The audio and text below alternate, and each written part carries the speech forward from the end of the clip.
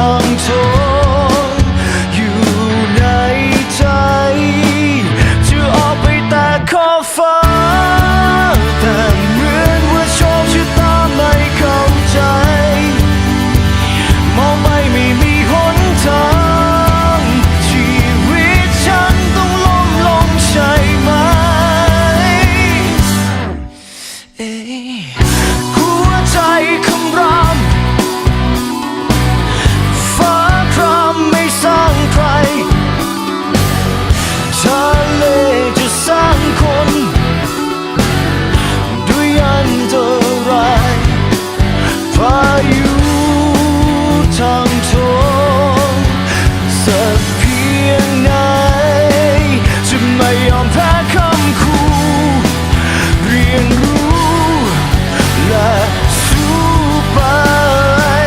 จะออกไปแต่ขอบฟ้าสุดท้ายแม้โชคชะตาไม่เข้าใจ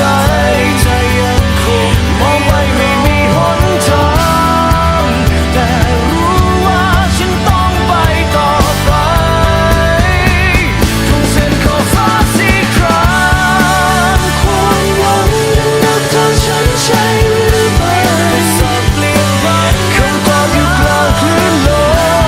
มชีวิตแม้ต้องล้มลงตรงไหนแต่ฉันก็ยังยืนยันที่จะไป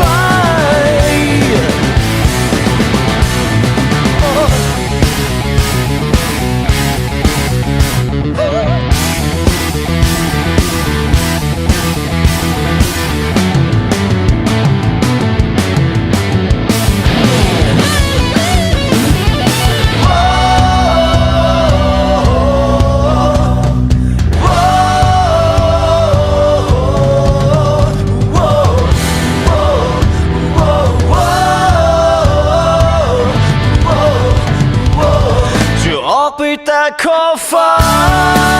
สุดท้ายแม้โชคชะตาไม่